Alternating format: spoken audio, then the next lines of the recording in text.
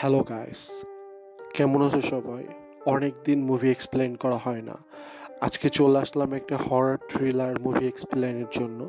এটা 2025 সালে রিলিজ পেয়েছে। মুভিটার নাম ওয়েপেন্স। সিনেমাটির রহস্য, থ্রিল, টুইস্টগুলা আমি তোমাদেরকে সুন্দরভাবে এক্সপ্লেন করব, যাতে করে তোমরা পুরো মুভিটা বুঝতে পারো। গল্পের শুরু হয় ছোট্ট একটা শহর, মেট্রো, পেনসিলভেনিয়া। এক রাতে ঠিক 2:17 দশম নজরে দেখা যায় একই ক্লাসের 17 জন শিক্ষার্থী একসঙ্গে ঘর থেকে বের হয়ে অদৃশ্য হয়ে যায়, শুধু একজন ছাড়া, অ্যালেক্স লিলি, যে বাইরে যায়নি। এই রহস্য ঘিরে সারা শহর উদ্বিগ্ন।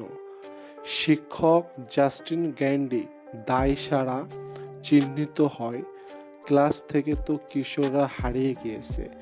সিনেমা কাঠামো একেবারে পাজল স্টাইল। আমরা এক একজন চরিত্রের পপ থেকে পুরা রহস্য উদ্ঘাটন করি। জাস্টিন গ্রেভিং, ফাদার আর্চার গ্র্যাব, পিছনের পুলিশ পল, পিত্ত প্রিন্সাল মার্কোস, গৃহবিচ্ছিন্ন জেমস এবং অবশেষে অ্যালেক্স নিজে।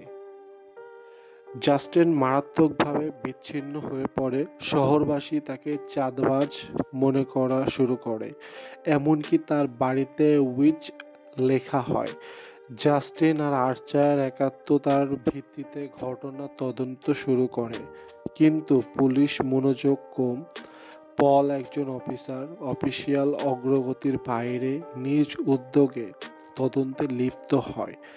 জেমস এক অভিযুক্ত উদাসীন লোক, অ্যালেক্সের বাড়িতে ঢুকে সেখানে চুপচাপ বসে থাকে।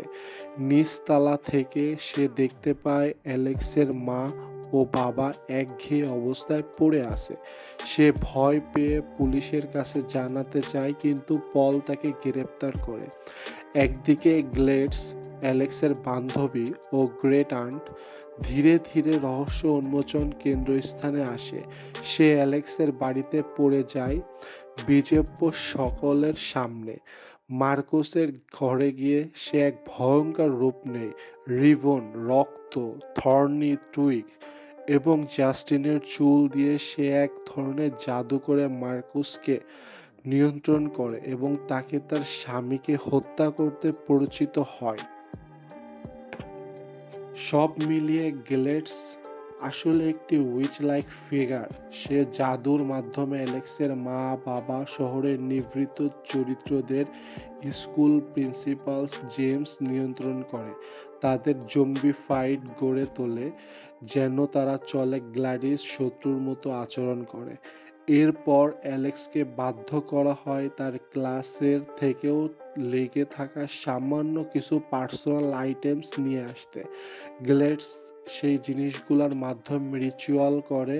রাতে 2:17 এ অ্যালেক্স এর বাড়িতে অন্যান্য 17 জন ছাত্র ছুটে আসে এবং নিচ তলায় সংরক্ষিত হয়ে যায়। অ্যালেক্সকে তখন সেই সকলকে স্যুপ খাওয়িয়ে রেখেছে, যতক্ষণ না গ্লেডস তাদের জীবন থেকে শক্তি শোষণ করে নিজেকে রিজুভেনেট করা পর্যন্ত। জাস্টিন ও আর্চার একসাথে অ্যালেক্সের বাড়িতে পৌঁছায়। তারা কন্ট্রোল অ্যাডাল্টস ও জেমসের মুখোমুখি হয়। দুজনকে সন্ত্রাসী ভেবে নিয়ন্ত্রণ করছে গ্লাডস। যুদ্ধে জেমস ও পল মারা যায়। তখন অ্যালেক্স অত সংকটে গ্লাডসের জাদু থামানোর জন্য তার ভাইরাস মতো ট্রয়েক ও গ্লাডসের চুল ব্যবহার করে রিচুয়াল রিভার্স করে। এর ফলে 17 জন কিডস ফ্রিড হয়ে ওঠে। তারা গ্লাডসের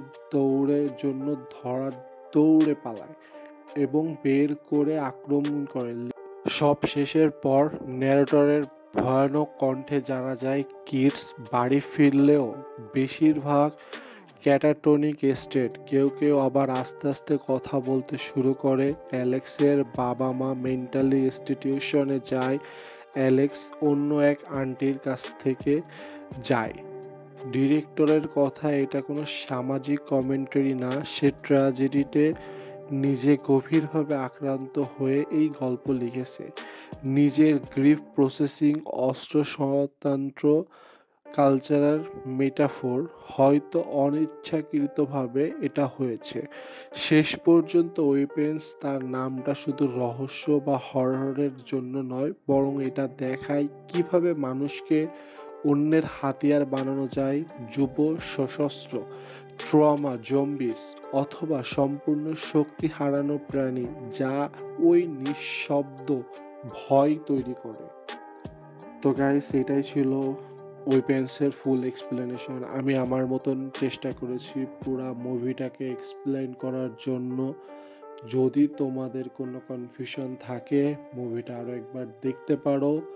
আর এই ছাড়াও সামনে আরও এক্সপ্লেনেশন আসবে। মুভির সিনগুলা দিয়েছি, তোমরা সিনগুলা দেখলে অনেকটা বুঝতে পারবে মুভির সিনে কি কি হতে পারে। সো এই পর্যন্ত ভালো থেকো সবাই। নেক্সট কোনো এক্সপ্লেনেশনে সবার সাথে দেখা হবে। ধন্যবাদ সবাইকে।